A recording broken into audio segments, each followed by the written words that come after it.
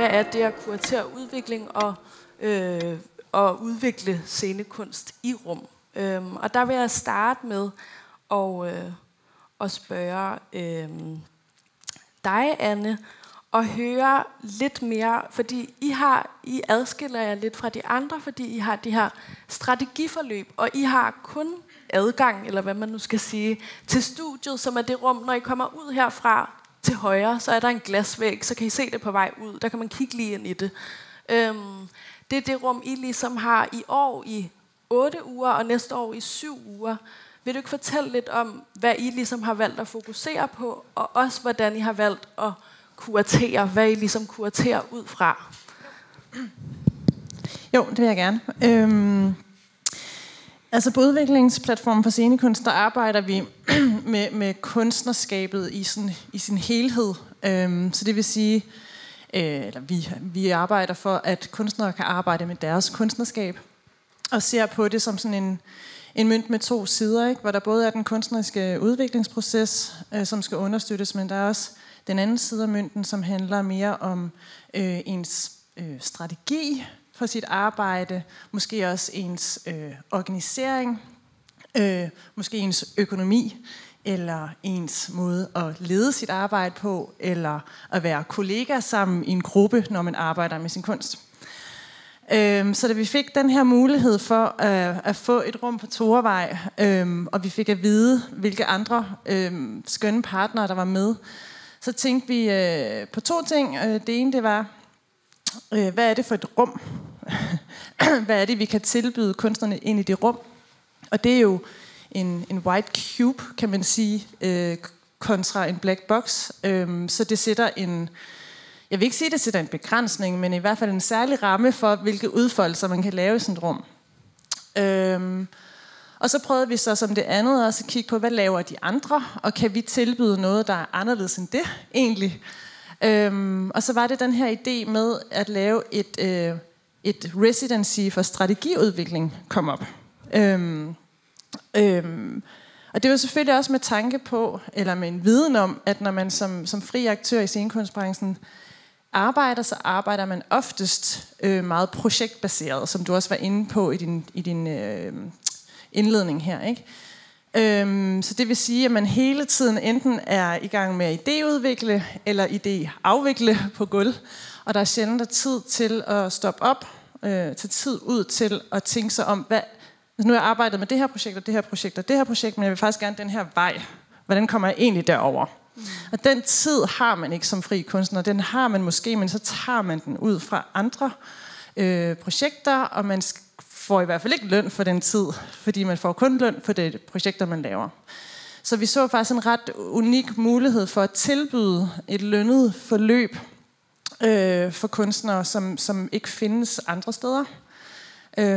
Så det er måske grundlaget for det indhold, vi laver. Ja. Og jeg synes faktisk, vi allerede nu bare skal snakke lidt om helt konkret, hvad er det ligesom et strategiforløb er, når man bliver tilbudt det. Hvad får man så? Ja, men nu er det første gang, at vi laver det her, så vi har også brugt rigtig meget tid på at tænke over, hvordan skal vi så designe det, så det giver mening.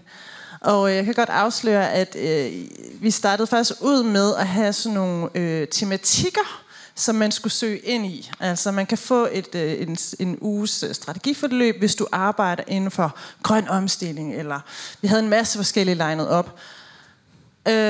Men så tænkte vi os om, så sådan, det skal vi faktisk ikke afgøre for kunstnerne. Det ved de godt selv, hvad de vil, og hvad der er vigtigst. Så derfor har vi skrællet alt fra vores side, og lagt det ud til potentielle ansøgere, at de ligesom kan byde ind med, hvad de nu synes er vigtigt for dem at arbejde med. Så det har resulteret i, at vi har fået en masse fantastiske ansøgninger, der strider i 10.000 forskellige retninger, og det er ret fantastisk læsning, vil jeg sige, fordi at, det bekræfter bare, at det er et meget, meget kreativt tænkende felt, også når det kommer til strategisk tænkning og forretningsmæssig tænkning. Så det har været op til ansøgningerne selv at definere, hvad strategisk udvikling så er for de enkelte. Og så har vi nogle selvfølgelig nogle udvælgelseskriterier, når vi så sidder og skulle udvælge, hvem der så får plads. Og den første præmis er, at man skal arbejde i fri scenekunstfelt, og man skal være professionelt arbejdende. Så har vi nogle kriterier, vi altid kigger på i alle vores kurateringsprocesser, som går på køn og alder, erfaring, genremæssig spredning og geografisk spredning. Som nogle af de parametre, vi kigger på, når vi har det samlede ansøgerfelt, kan vi lave en fordeling der. Og så har vi også et lidt, synes jeg selv, interessant kriterie, som hedder udviklingsparathed. Ja. Som er sådan jo meget bredt begreb egentlig. Og det er altid et begreb, vi diskuterer sammen med kuratorholdet, som altid består af 1 eller 2 fra UP, og så en ekstern kurator, som oftest er en kunstner fra feltet. Hvor vi diskuterer med den her eksterne kurator, hvad er udviklingsparathed i den her sammenhæng ind i det her projekt. Og det er jo sådan, i det her tilfælde er udviklingsparathed evne til at få skrevet frem nogle velovervejede refleksioner over, hvilken udviklingsveje man gerne vil i. Som eksempel. Ja, kanon. Vi kan tale lidt mere i dybden om det, så tænker jeg, at vi går videre til de andre. Og jeg glemte faktisk at sige, hvem du var helt præcist. Du er jo leder af udviklingsplatformen. Og vil du bare lige helt kort sige, hvad udviklingsplatformen er? Ja, det vil jeg gerne.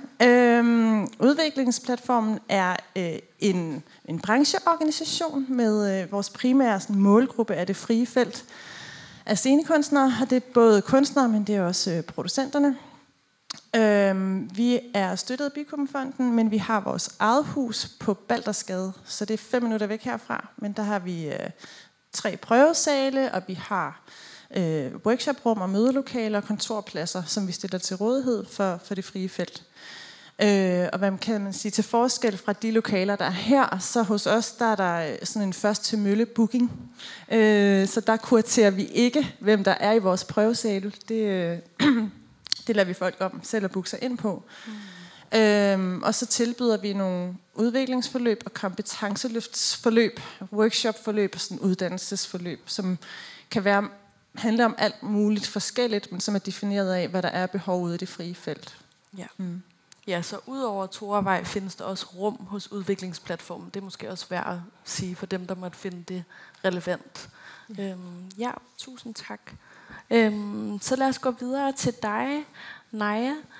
Du er den ene af de 2 ledere, som snart stopper på Haut, men tak for alt det store arbejde, I har gjort frem til nu.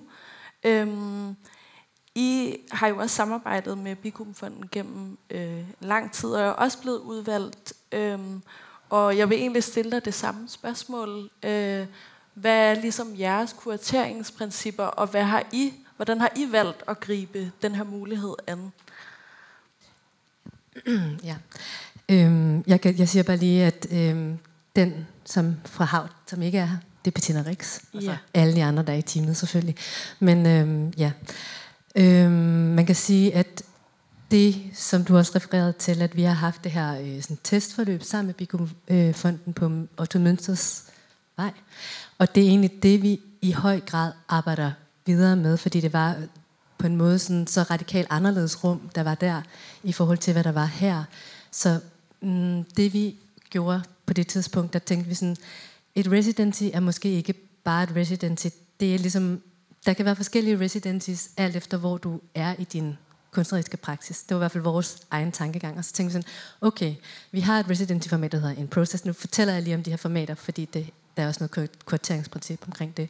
In Process, som er mere sådan et, Natalie har kaldt det et hit and run, altså sådan, man har meget kort tid, man har måske ikke udarbejdet sin idé super meget, man ansøger gennem et open call, som vi altid ko-kuraterer med en eller anden, nogen andre. Det kan være en organisation, det kan være en kunstner, det kan være det mest talende væsener, vi snart vi er med.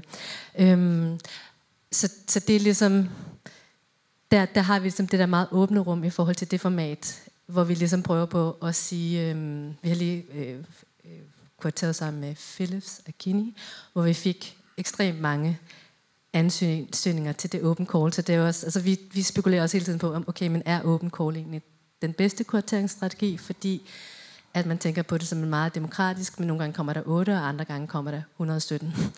Og så kan man vælge en. Så det er ligesom det her med, men at tænke på, at vi har en kurateringsstrategi, som hedder open call, og det er ligesom sådan et bredt, hvor dem, der opsnapper, at vi har et open call, kan ansøge. Vi har en ko-kurator, som sidder sammen med, for det meste, Bettina, og ligesom udvælger, hvilket projekt er det egentlig, der på en måde sådan, både sådan har læst, hvad der står i ansøgningen, hvad for et projekt er det, vi kan støtte op omkring bedst, fordi det er faktisk ret meget for os vigtigt, fordi det kan godt være nogle fantastiske projekter, og så er vi sådan lidt, det lyder fantastisk, vi vil rigtig gerne give dem her chancen, men vi har faktisk ikke ressourcerne til ligesom at give dem det, de har brug for lige nu. Selvfølgelig i Blackboxen, der kan man sige, der er ret mange tekniske ressourcer, men det kan også være, at gruppen er et sted, hvor vi ligesom ikke kan understøtte dem. Noget andet, vi også kan sige, det er, at vi arbejder primært kun med udvikling. Så det vil sige, at udvikling i vores optik er, at hvis der står, at vi har premiere om 2 år i dansehallerne, så er vi sådan lidt, så er det ikke det her residency in process, I skal søge, så skal I måske søge nogen hos nogle af de andre, fordi vores er virkelig in process, er virkelig det sådan helt spæde idéer, helt spæde samarbejder, helt spæde arbejdsmetoder, hvor man sådan siger, ja, vi ved sgu ikke helt, om det her, det bliver til noget, eller det kommer til at gå godt, men vi giver ligesom kunstnerne rum til at afprøve, giver dem løn, for ligesom at være i det her meget sådan, hvad skal man sige, virkelig undersøgende rum. Så det er et af vores formater.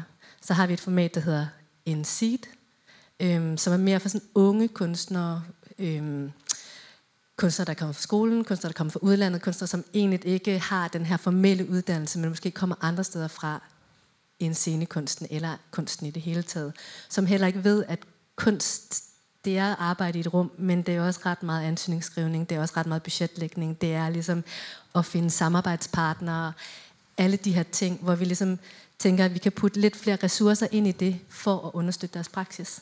Og der har vi arbejdet tidligere med ko-kuratorer, altså vi har arbejdet for eksempel med Kim Bigas, hvor vi så har prøvet sådan at lidt mere klassisk kuratering, kigget i vores hjerner og researchet en masse, og ligesom fundet nogen, okay, de her, det kunne måske være interessant. Og så har vi så valgt 3 efter en samtale, som vi så har spurgt sådan, hey, kunne I være interesseret i den her mulighed? Har I lyst til at snakke os bare sådan uforpligtende 30 minutter, hvor I ligesom kunne fortælle lidt om, vi kunne snakke sammen om, hvad det kunne bruges til for jer? Og så ud fra det ligesom finde ud af, hvem af de her kunstnere kunne vi understøtte bedst som Haut. Altså sådan, så på en måde handler det selvfølgelig om det kunstneriske projekt, men faktisk lidt mindre. Det handler også lidt om at det her værtskab, og hvordan vi ligesom sådan tænker, okay, men vi skal jo faktisk være værter for dem, der kommer ind. Vi skal ligesom sørge for, at de har de bedste rammer for at ligesom gå igennem det, de skal gå igennem. Og det er, ligesom, det er lidt ud fra det princip, altså det her med at snakke sammen. Og så har vi også noget mere sådan helt klassisk kuratering, vil man kalde det, hvor man ligesom bare sådan mest enten snakker med sine kollegaer, eller ligesom søger, researcher, og ligesom finder ud af, hvordan er det, hvem har brug for et in-depth residency, som er meget sådan mid-career kunstnere, som ligesom får en måned til at undersøge deres kunstneriske praksis, og så In Connection, som vi samarbejder med forskellige internationale organisationer, hvor de så søger i deres netværk, og vi søger i vores netværk. Men det vigtigste for os i kurateringen faktisk er selvfølgelig, vi kan genkende os selv i det, som du også snakkede omkring det her med, der er noget med spredning, og der er noget med sådan nogle ting, man kigger på, men også sådan, kan vi understøtte kunstnerne i det, de gerne vil. Fordi hvis vi ikke kan det, så er det sådan lidt ærgerligt på en måde. Så bliver det en uheldig oplevelse for alle. Så derfor prøver vi også, hvis vi ikke kan, ligesom at rette dem hen imod nogen, som prøver at kigge den her vej. Måske kan de hjælpe jer, fordi vi er nok ikke den rette organisation at spørge. Og det er jo en af grundene til, at jeg synes, det er super dejligt, at I alle sammen er her i dag, at man ligesom kan få muligheden for at forstå, hvilke indgangsvinkler er der til at få adgang til det her sted, men også faktisk mere grundlæggende få en adgang til at forstå, hvad er det for nogle institutioner, der findes derude, og hvor går man hen som kunstner? Fordi man kan hurtigt fare vild i det frie felt og tænke, jeg skal fandme bare have fat i en eller anden scene, der vil have mig. Og så banker man desperat på forskellige steder. Men der er jo netop noget med, hvem løfter I os bedst, som jeg synes, du kommer ind på her, og det er måske også værd at knytte en kommentar, som er, at der er ingen af de projekter, der er på Torvej, der må have premiere her. Det var ligesom et kriterie, jeg selv stussede over, da jeg var i residency her, men også synes var interessant netop i forhold til det her med, hvad er udvikling, og hvor langt må man være kommet, hvor der også er lidt forskel på, hvad I ligesom bruger det her sted til at understøtte kunstnerne i. Det kan vi snakke lidt mere om, når vi åbner. Men tak, lad os gå videre. Nu vil jeg give ordet til Miriam, som er fra Toaster. Og I har jo, som jeg sagde før, I er jo ligesom blevet udvalgt. Måske vil du starte med at sige en lille smule om det, af Statens Kunstfond til at løfte performanceområdet. Ja, Toaster har eksisteret i 4 år, og det er et samarbejde mellem Husets Teater og Den Frie Udstillingsbygning. Og jeg er så projektleder og færdes i begge huse, og nu også herude på Torvej 29. Og vi har nu en bevilling til 29. Det er dejligt. Og du vil høre... Nej, men bare det her med, at jeres fokus er altså lige præcis, fordi vi er en kunsthal og et teater. Det er jo super specielt egentlig, og jeg har ikke stødt på det i den kombination. Altså andre steder, der findes kunsthaller over hele verden, som også har en teaterscene eller noget, men på den måde, hvor man på organisationsplan altså bevarer 2 selvstændige organisationer, der har deres kerneopgaver, og så alligevel går ind og arbejder sammen om at understøtte et performancefelt, er ret unikt og super spændende. Og i de første 4 år har vi ligesom kaldt det Toaster, teater, performance og billedkunst, for ligesom at understrege det her krydsfelt mellem billedkunsten og teateret. Og de næste 4 år, der kommer vi til at fokusere mere bare på at kalde det performance, men hvor vi også har et ret udvidet performance-begreb. Så det er altså ikke sådan performance i kunsthalspraksis-forstand udelukkende, og heller ikke kun performance, som vi ser det i scenekunstmiljøerne, men et krydsfelt. Det er det, der er det vigtige for os. Og det giver jo så også det allerførste kriterie, kunne man sige, eller at vi er så interesserede i det. Altså i de kunstnere, der arbejder tværæstetisk inden for de 2 kunstfagligheder. Så vi laver ikke musikdramatik på samme måde, som man gør over på sort-hvid, eller dans, koreografi på samme måde, helt som man gør i dansehallerne. Men der er selvfølgelig overlap, fordi der er jo ikke nogen, der arbejder med performance, som ikke arbejder med krop og bevægelse, eller med lyd og musik og så videre. Ja. Og I kommer til både at have adgang til studiet og til Blackboxen, men i denne omgang er det studiet, I har. Er det ikke her i foråret har vi haft 7 uger i studiet. Ja, og det kan måske være værd at situere mig selv som en person. Jeg er også instruktør og performancekunstner, og var så heldig at være i et residency igennem igennem Toaster her på Torvej, og har fået lov at mærke på egen krop, hvordan det er at være her i huset, som er en rigtig fantastisk oplevelse. Og det var gennem et open call, som I havde i sommer, hvor at det åbnede sig som en mulighed pludselig at få bygget det her residency på. Ellers havde man jo som kunstner haft ekstremt kort tid til at lave sin performance, men pludselig fik man løn og et rum at være i 2 uger, og det gør jo bare virkelig noget. Det løfter jo mulighederne helt vildt. Men jeg synes også, vi skal snakke om jeres kurateringsprincipper, Miriam. Ja, lige præcis. Ja. Altså, og det specielle ved os også ved de her 2 institutioner, det er jo, at vi er mange, der kuraterer, og det synes jeg også er en af de helt store fordele ved Toaster. Altså, der er mig, og så er der Liv Helm, som er chef for Husets Teater, Marianne Torp, som er direktør på Den Frie, men der er der også de 3 inspektører, Magnus, Laura og Iben, som er kuratorer over på Den Frie. Så vi er 6 i alt, der holder jævnlige kurateringsmøder og snakker. Og vi har også 2 overordnede strategier. Vi har åbne calls, som kommer sådan. Der er ikke en helt fast kadence på det, men vi synes, de er vigtige. Og vi får også mellem 80 og 160 ansøgere stort set til vores åbne calls. Og så har vi også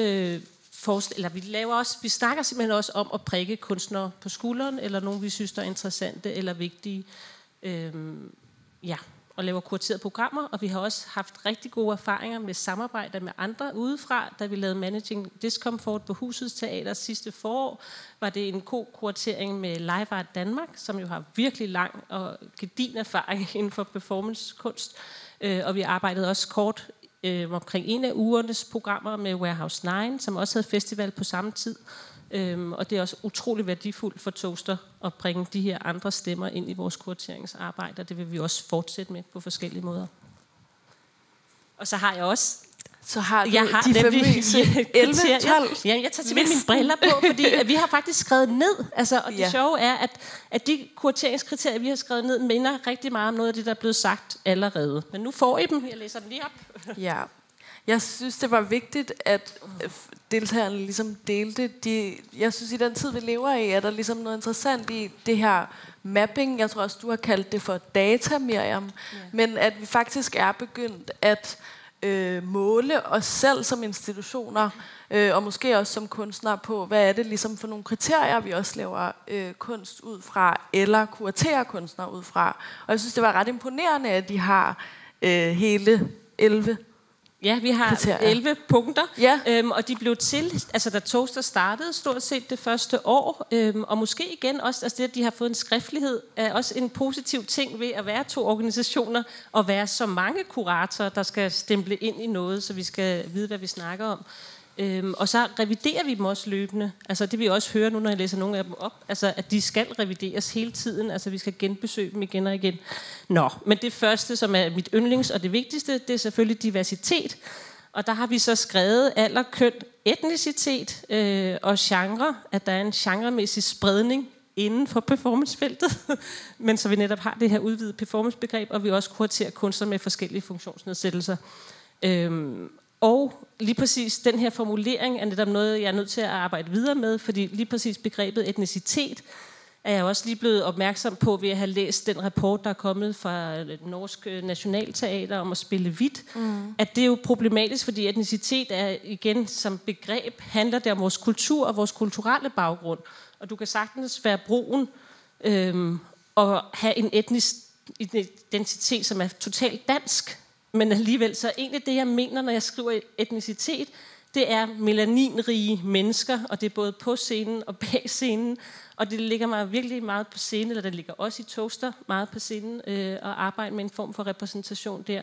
Men det er virkelig sådan et område, som der både bliver forsket i lige nu, og som vi er nødt til at blive ved med at prøve at sige, hvad skal vi kalde det her? Og hvordan får vi taget højde for det? Og jeg ved ikke, nu hørte jeg lige i dag, jeg har ikke læst den selv, at Morten Kirskov også havde været ude for med et interview fra Det Kongelige Teater, om netop, altså vi er farveblinde, eller vi gør ting og sager, og det viser den her rapport er et kæmpe problem. At det kan godt være, det er ideelt at snakke om farveblindhed, altså i den bedste af alle verdener, så er vi jo bare mennesker, så har vi heller ikke et køn, eller det er irrelevant. Men altså, når vi insisterer på at have en ideologi om farveblindhed, så kommer vi faktisk, så kan vi ikke rykke noget som helst, så rykker vi ikke på noget i vores kuratering, eller den måde, vi gør tingene på. Så det var det første kriterie.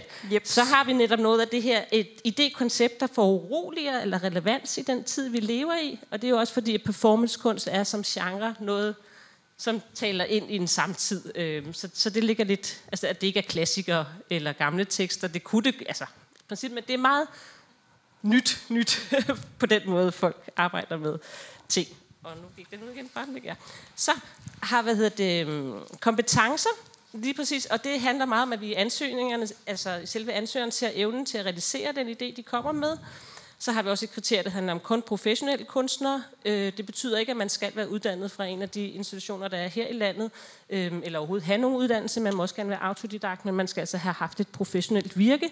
Og det har faktisk været et kriterie, som vi nogle gange selv har støttet os på, fordi der går rigtig mange talentfulde folk, både ude på Scenekunstskolen og på Billedkunstakademiet og så videre, men vi venter altså med at tage dem ind i vores regi, til de er færdiguddannet. Det er en beslutning. Boom. Ja. Og så har vi projekterne, der skal have afsat netop i billedkunsten eller i scenekunsten og omvendt, og der skal være de her forskellige fagligheder til stede. Ja, fordi vores mål er netop at udvikle det tværfaglige og tværæstetiske, og vi kuraterer kun performance, man har det her udvidet begreb. Så har vi et blik for eksperiment og nye formater.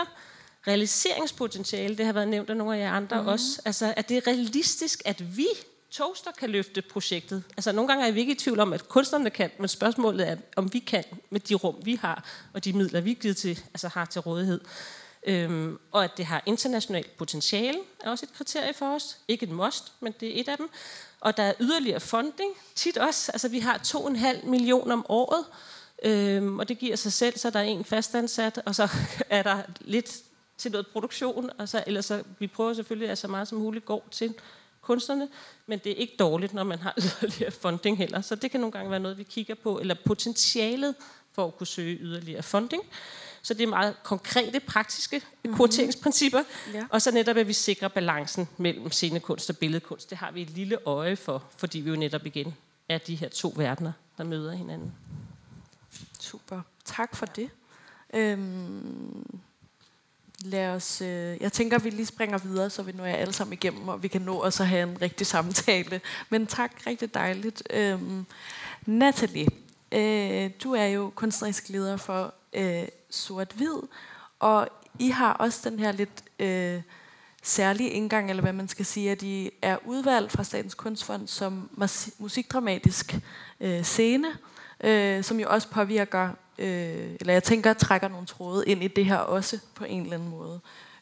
Så måske vil du starte med at sige lidt om det, og så ved jeg, at I har 4 ben, I stiller jer på i jeres kurateringsproces. 3 ben. Nå, okay. Jeg har fået et ben for meget. Yes, 3 ben. Ja, altså vi er jo et lille storbyteater, som arbejder rigtig meget med samarbejder og koproducerer med det frie felt. Og det giver jo på et år nogle muligheder til at lave de her længerevarende produktioner. 2 til 3 produktioner på et år. Og så har vi haft en praksis i mange år på Sort-Hvid, hvor vi har givet plads til udvikling. Efter jeg trådte til, så har vi også fået det her Klub Kreatur op at stå, og det er for egentlig at sætte det lidt mere i system. At man gennem open calls kan give plads til nogle frie kunstnere til at komme ind hos os og udvikle en idé, der får lov til at præsenteres på et publikum, men på et meget sådan på kunstens og eksperimentets præmis. Og her på Toravej, så har vi så de her 3 ben, som du taler om. Det ene ben vil fortsat være gennem open calls, og her vil vi have et fokus på at kunne give 2 uger til et internationalt fokuseret gruppe eller kunstnere, fordi der også her i Danmark jo også er kunstnere, som gerne vil arbejde med nogle kunstnere fra nogle andre lande. Så det er også at give muligheden for at hente nogen ind til at være her. Og så vil det være 2 uger, som vi også giver til en anden gruppe fra det frie felt. Og så udover det, så har vi så de kunstnere, som vi generelt set er i dialog med og kontakt med. Vi får jo stadigvæk henvendelser fra forskellige kunstnere derude, som vi har løbende en form for mini-dramaturgi af, der samtaler om de forskellige projekter, og hvor vi prøver at imødekommende og bæredygtige i forhold til, at der er en naturlig udviklingsproces i det, selvom fordi vi har den plads og den tid, vi har. Der er rigtig meget spændende kunst derude, og rigtig mange spændende kunstnere, så det er selvfølgelig et ønske om at kunne give plads, men også være realistiske om, hvad vi kan løfte som hus.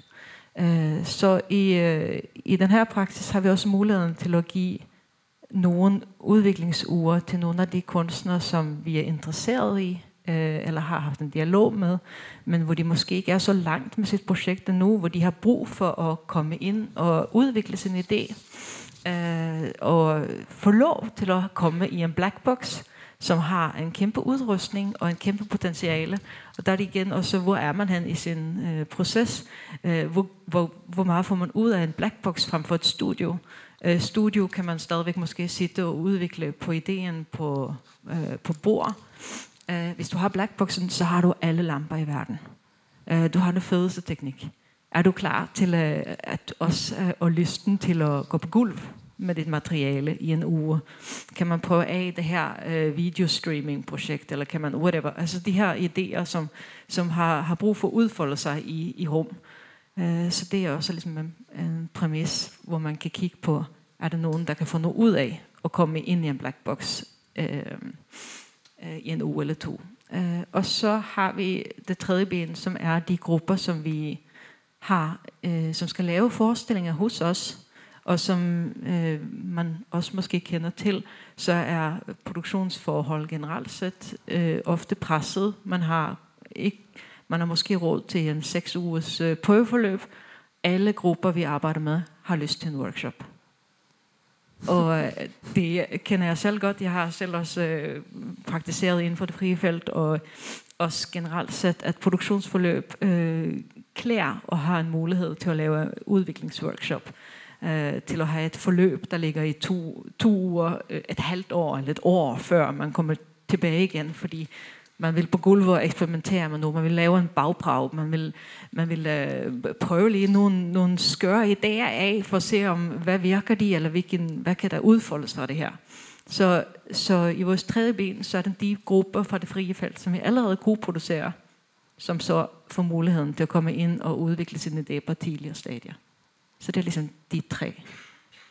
Og er det sådan et år i forvejen, eller kan det være kort tid inden, eller varierer det fra projekt til projekt? Nu er jo det her super spidse nyt for os, at vi kommer herind. Så i den her sæson får vi ligesom 3 bolker med uger, som vi kan facilitere på forskellige måder.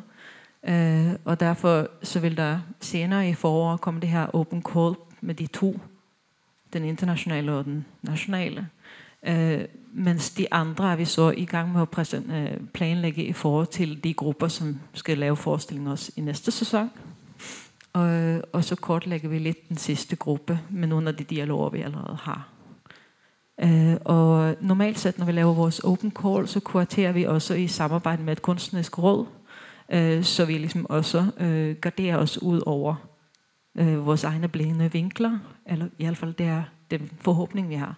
At vi kan ligesom ikke sidde som ene person og sige ja, nej, men at man også får nogle synspunkter fra nogle fagspecialister.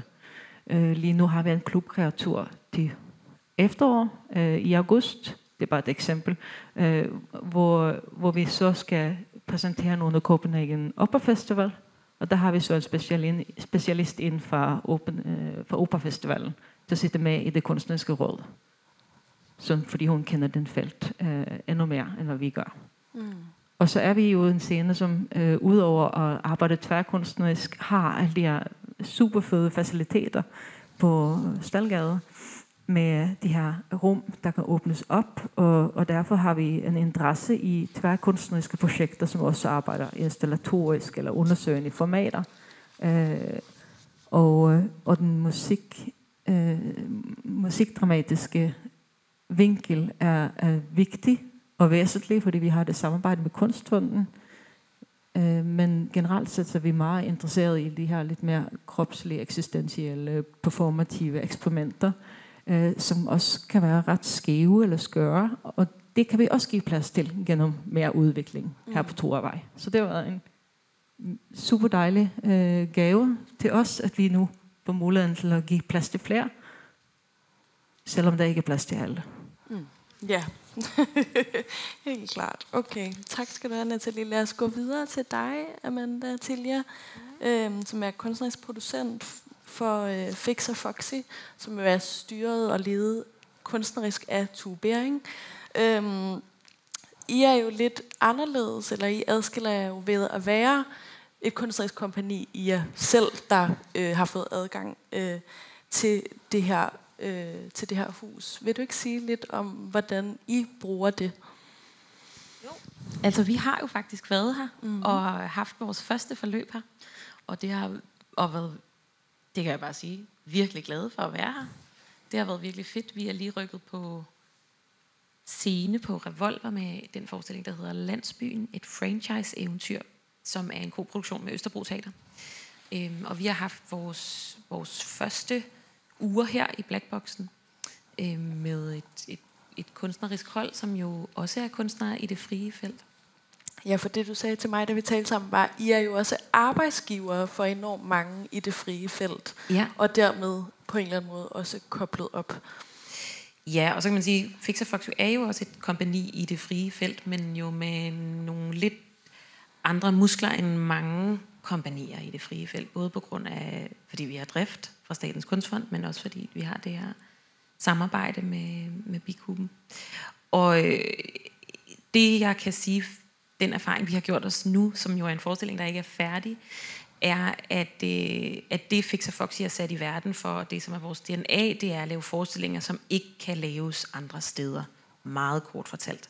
Så det er, vi vil ikke have en scene, og vi er her for at udfordre de rammer og de formater, som kan laves på et teater, som har nogle foruddefinerede rum. Altså idéerne og kunstværkerne og projekterne skal komme før end rummene og menneskerne og hvordan det skal udvikles. Og man kan sige, at en black box er jo et meget alsidigt rum og et versatile rum, men det er også et rum, der har nogle rammer med 4 vægge. Og det, som vi virkelig har oplevet den her gang, det er, at den black box, der er her, er, som du også kom ind på, virkelig veludstyret. Altså, der er rigtig meget plads til at eksperimentere og udvikle. Og der er vores proces jo helt anderledes end de andres, fordi vi er i gang med at producere. Så vi har haft den her virkelig ambivalente udfordring. Det er at skulle oversætte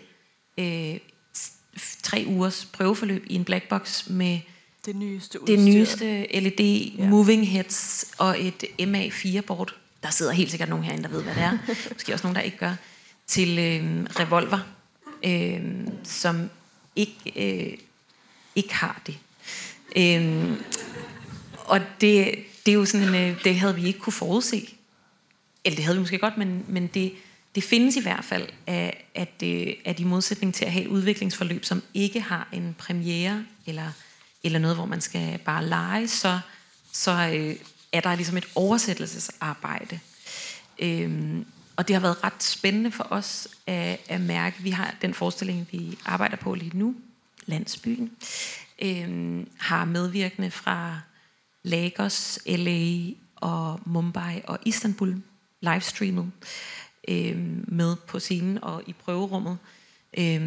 Og bare det at lave den forestilling med medvirkende fra deres egne hjem, livestreamet, har virkelig krævet både en økonomisk, teknisk investering, men også virkelig noget teknisk snilde og nogle rum, som har kunne klare det. Og det, jeg sagde også til dig, da vi snakkede sammen, at i Fix og Foxy, så elsker vi rigtig store udfordringer, som vi ikke kender løsningerne på, og vi er her for at lave ting, der er meget komplekse, og som vi ikke kan forudse, hvordan vi skal løse. Og sådan var det også med den her forestilling. Og det har været rigtig fedt at være et sted, hvor der er overskud til at løfte udfordringer, som ikke er skrevet i sten, og som man ikke har prøvet før, men til at kunne mærke, det er godt nok en stor udfordring, den ved vi ikke, hvordan vi skal løse, men det gør vi. Og det synes jeg, også det synes vi i Fix og Foxy jo også, er noget af det scenekunst i det frie felt skal kunne. Det skal kunne eksistere på præmisser, som ikke allerede er bestemt af et dramaturgiat på et teater, eller af længden på prøveforløbet, eller af størrelsen på scenen, men at det frie felt skal kunne lave alt det kunst, der ikke nødvendigvis er plads til der. Og det, der betyder det virkelig meget, at der er en god frokostordning. Ja, for det var en anden ting, du var inde på, da vi talte sammen. Det var det her med at tilbyde kunstnere nogle mere bæredygtige rammer at arbejde under. Jeg synes, jeg kan se, der sidder nogle kunstnere herude, som har prøvet at være i et klamt residency med pulverkaffe i et hjørne, hvor der ikke er gjort rent. Det er i hvert fald sådan, jeg kender det bedst selv. Yes. Ikke fra sort-hvid. Fra alle mulige andre steder. Fra ikke-institutioner. Og det, du nævnte, var netop, at når man kommer ind her, så får man nogle helt andre rammer og muligheder, og man kan tilbyde en arbejdsplads. Vil du ikke fortælle en lille smule om det? Jo, det vil jeg gerne. Det har også virkelig ligget mig på sinde. Jeg har også været i sådan nogle residencies, og jeg synes også, at som arbejdsgiver, som jeg jo er i Fix og Foxy, som har det her komplekse, uudforskede som mission,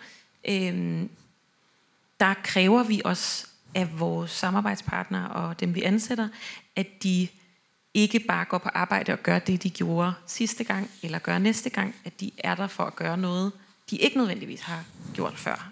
Eller i hvert fald er med til at løse ting, som ikke nødvendigvis er blevet gjort før. Og det, at der så er fyldt op, og at der er overskud på nogle af de der meget basale parametre, som varm frokost, og kaffemaskine, og frugt, det gør virkelig en kæmpe stor forskel. Vi er devicer alle vores forestillinger, og er i udviklingen ind til premieredatoen, og det kan godt give alle mulige følelser af usikkerhed, eller af, men hvis der ikke er et manuskript, eller er vi gode nok, eller du ved, det kan se ud på mange måder, og det at kunne gå på arbejde et sted, hvor der er overskud, også til at give en god kop kaffe, det gør virkelig en stor forskel for et prøverum.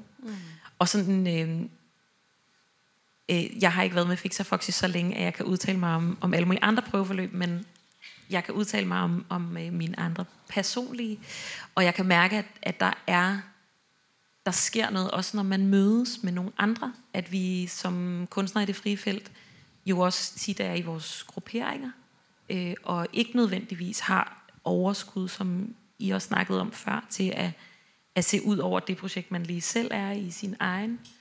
Og imens vi har været her i Blackboxen, der har vi mødt persona non grata og spist frokost, og vi har mødt analyse og tal, som har kunne fortælle os om, hvad de laver, og vi har mødt Institut for Vilde Problemer, og altså det at kunne sidde i nogle hverdagslige, dagligdags situationer, og blive både inspireret, men også samtale med sine kollegaer, det er også med til at skabe overskud.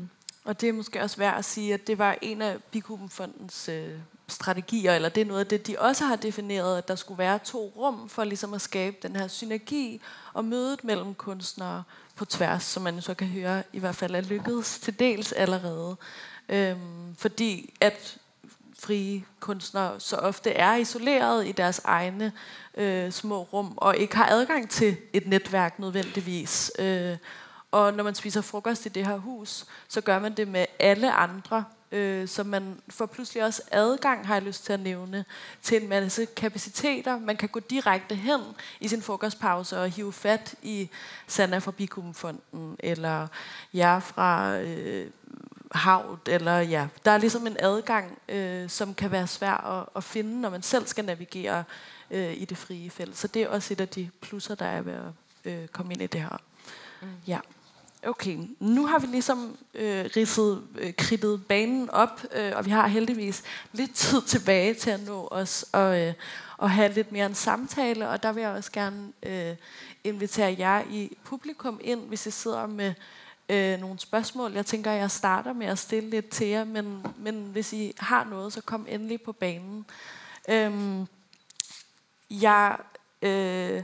Jeg fik lyst til bare lige at ridse op også. Der blev snakket en lille smule om det her med ressourcer, det internationale, som I for eksempel dyrker. I stiller også en mentor til rådighed. Så jeg fornemmer også, det har jeg bare lyst til at pege på, at det er Bikubenfonden, der betaler lønnen for de kunstnere, der er her. Men I som institutioner går jo også ind og bidrager med noget, hvor I tænker, her kan vi også løfte noget og få noget mere tilbage til vores institution med de kunstnere, vi har peget på. Vi har været lidt inde på det her med, hvad der er, eller hvad det vil sige at være i udvikling. Og jeg er lidt nysgerrig på at høre lidt mere om det her med proces versus produkt. Og hvad er det ligesom det her sted specifikt giver jer af muligheder i den forhandling også på en eller anden måde, eller hvis man kun vil arbejde med udvikling. Er der nogen, der har lyst til at sige lidt om det?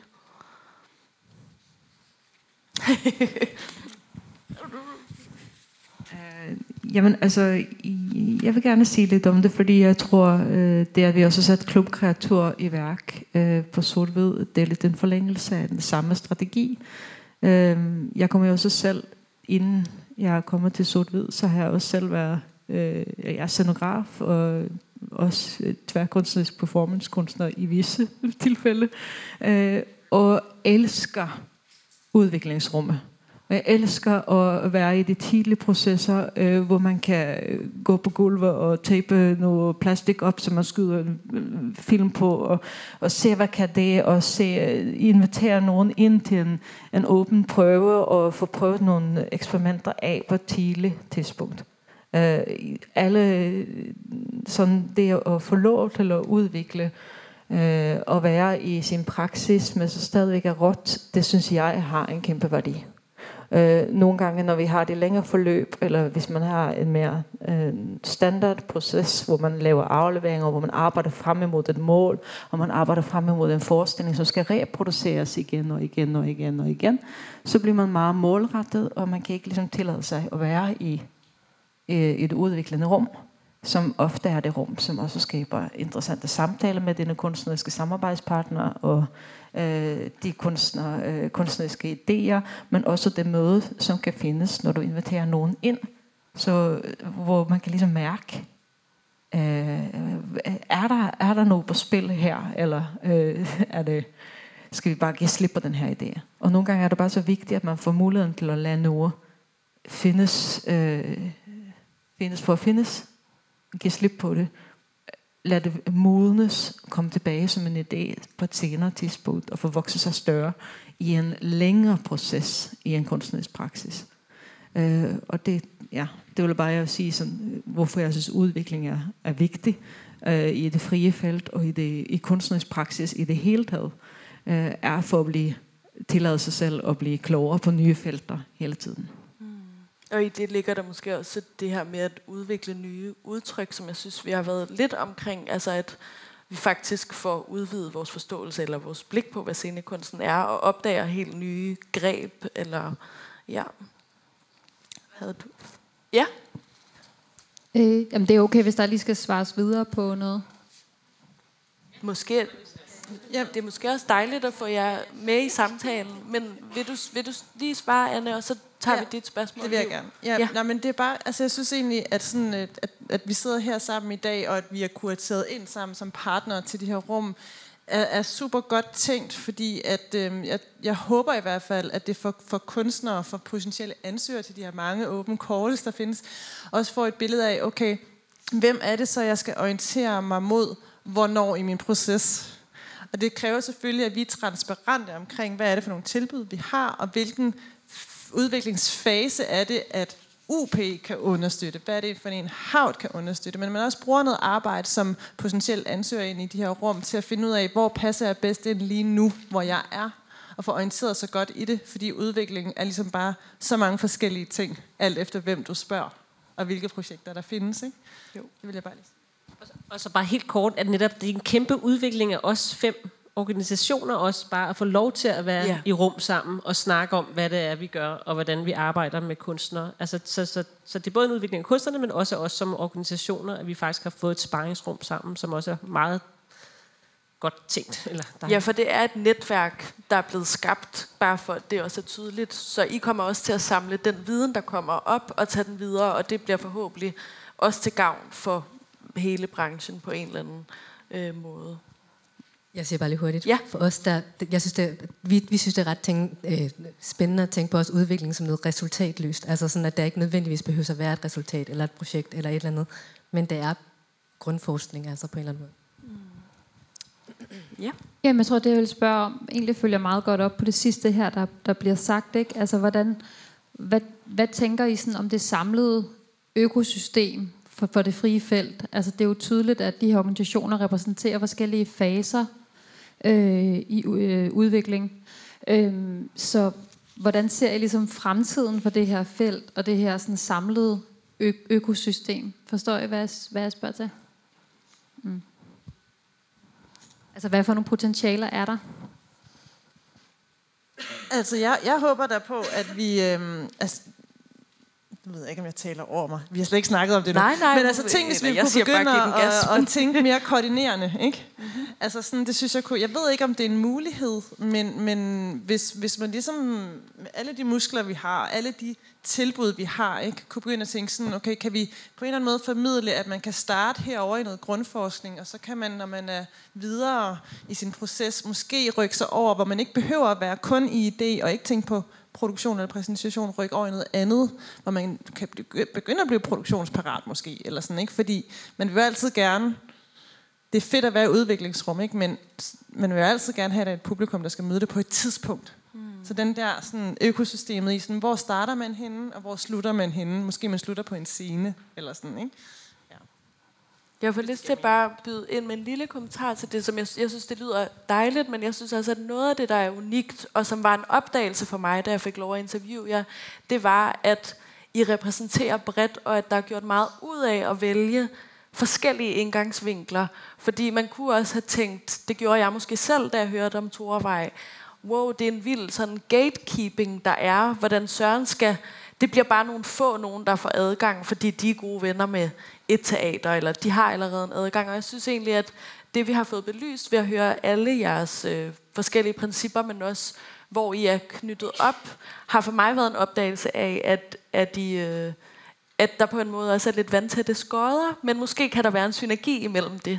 Altså, at man kan være forskellige steder i sin proces, men man kan også samtidig sikre sig, at man faktisk får løftet nogle af dem, som det er et mål at løfte, altså det musikdramatiske, det performance-scenen, det er måske også kunstnere, der er midt i deres praksis, og ikke kun er spæde og helt grønne, og kan slå sig på, at de er nye, men også nogen, der har været i gang i mange år, som vil grundforske.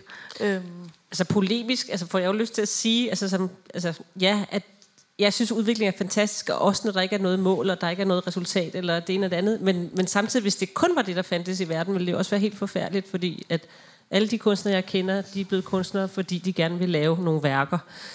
Og jeg ved ikke, om jeg fik sagt det tydeligt nok, men Toaster og Sort-Hvid har jo primært også for, at de kunstnere, der bliver kurateret ind gennem Toaster, det er nogen, som vi programsætter.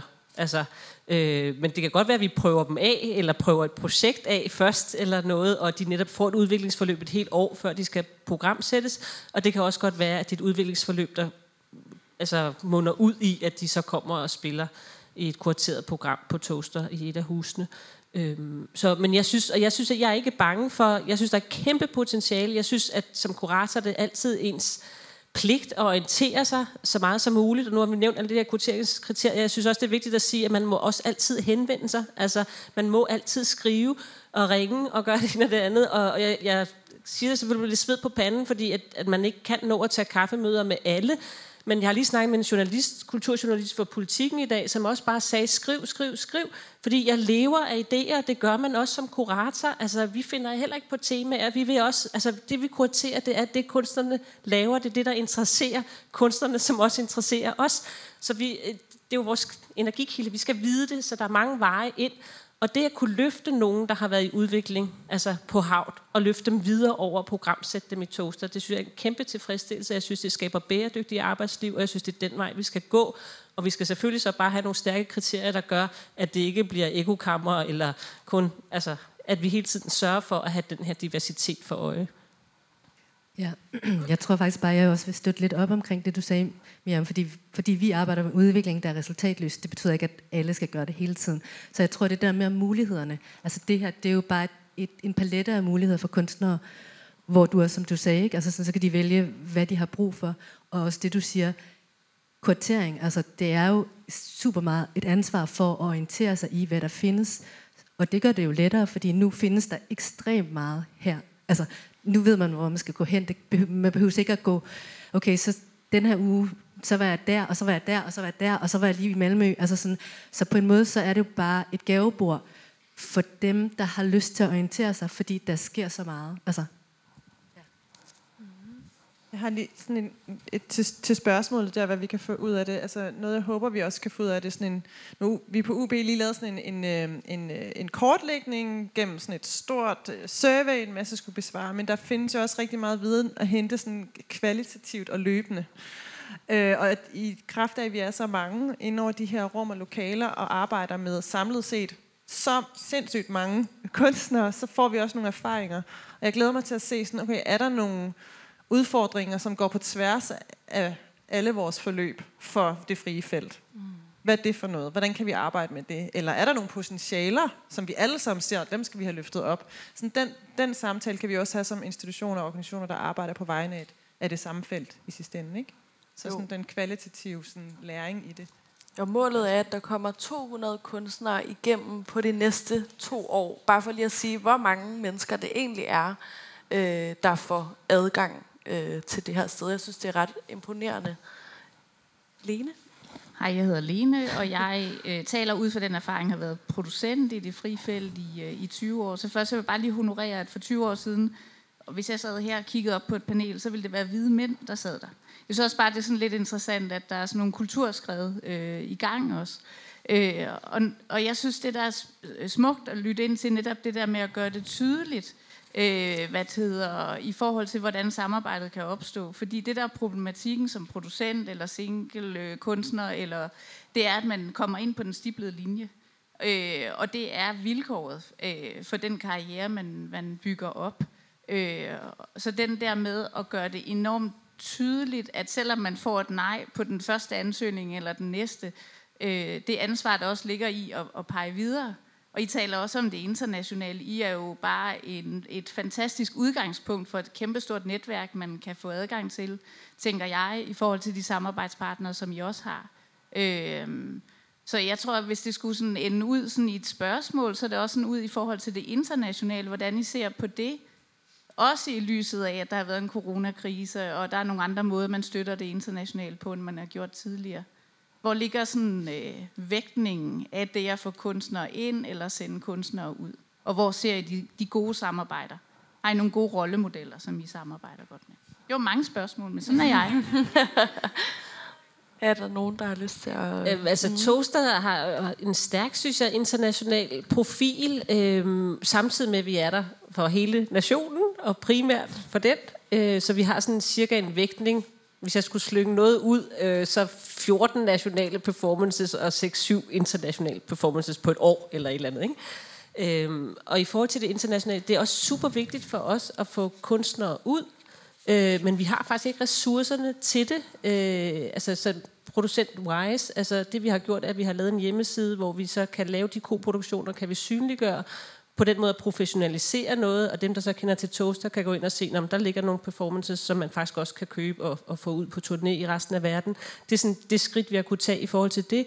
Men jeg synes, at i og med, at vi arbejder internationalt, og vores programmer er en blanding af danske og internationale forestillinger, så tiltrækker vi jo også internationale presenters, som ser danske kunstnere, og vi laver også meget, eller tænker meget, og det er jo også kunstnere på verdensplan, der tænker sådan nu, at hvis man gerne vil ud at turnere, så er det måske en god idé at arbejde med lokale performere, så vi ikke bringer 8 spillere fra Frankrig til Danmark, men at vi kaster lokalt, men at der kommer et kunstnerskab og besøger. Så der er virkelig mange måder, og vi har også arbejdet med i Toaster-regi, og også med så gode samarbejdspartnere med Billedkunstskolen og den Danske Scenekunstskoles efteruddannelse, om at lave workshop med de internationale kunstnere, der kommer, så noget af den viden tilflyder det danske miljø, ikke?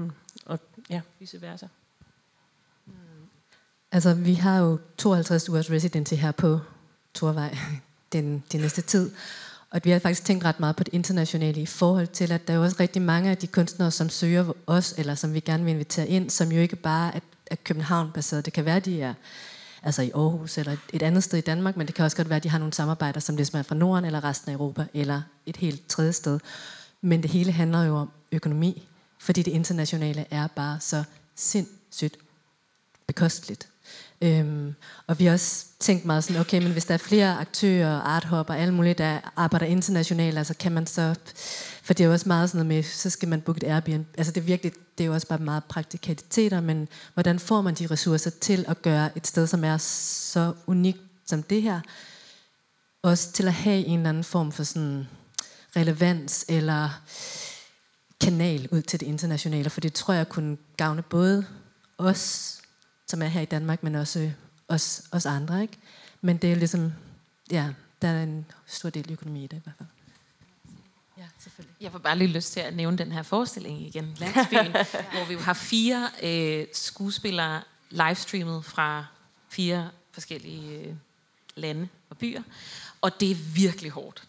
Altså, en ting er at få en prøveplan til at gå op med en skuespiller i LA, og en i Mumbai, som I kan regne ud er ligesom på hver sin side. Men noget andet er, at det er virkelig hårdt at være til prøver på en telefon i 6 timer om dagen. Og det er jo bæredygtigt på den måde, at de ikke flytter sig, men der er også noget, så er der til gengæld rigtig meget teknik, som skal til, for at det her kan lade sig gøre. Men der er også noget... Der er også noget i at tænke om, hvordan man producerer scenekunst, hvis man skal gøre det online. Altså, som vi har lidt lært, imens vi har gjort det. Altså, vi har måttet rette i prøveplaner, og, fordi det er virkelig mange timer at være foran en skærm. Ikke for os, der er i prøverummet, men for spillerne online, selvom de er virkelig seje, og I skal komme og se dem. Tiden er lidt ved at løbe fra os, men Anne, du får lov at... bare sådan en lidt kæk kommentar om, at vores dit spørgsmål jo allerede viser, hvordan at vi kan konstatere, at der er læring om, at det internationale er et område, som er svært at gribe. Ja. Det har vi åbenbart, de fleste af os i hvert fald nogle udfordringer med.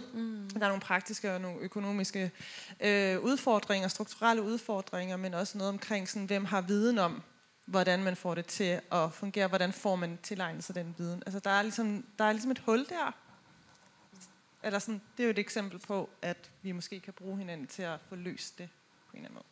Det kan være, at Bikubenfonden kan finde nogle penge. Ja, et hus herovre til lejligheder, bare 1 eller 2. Så også bare til dem, der kommer fra ud til Aarhus. De kan bygge en lejlighed oven på Torevej. Ja, jeg tror desværre, at det var det, vi nåede. Jeg glemte at sige, da vi startede, så det vil jeg sige nu, at det her arrangement er en del af 29 dage på Torevej, som er den festival, der er her, som slutter på fredag. Man kan nå at tjekke eventsene ud. Og ellers vil jeg også bare sige, tag herud og oplev stedet. Kig ind i studiet, når I går ud af døren. Det er det glasrum til højre, lige ved caféen. Blackboxen ligger nede i kælderen. Der kommer sikkert også til at være arbejdsvisninger herude. Det er der mange af jer, der også opererer med. Så kom forbi til dem. Og som det er blevet sagt, man må gerne henvende sig. Det har jeg bare lyst til at understrege. Tag fat i alle de her spændende kuratoriske partnere. Tusind tak for at være med til at forberede det her til Maja fra Sort Hvid. Og tak til Bikubenfonden. Tak fordi I vil komme alle sammen.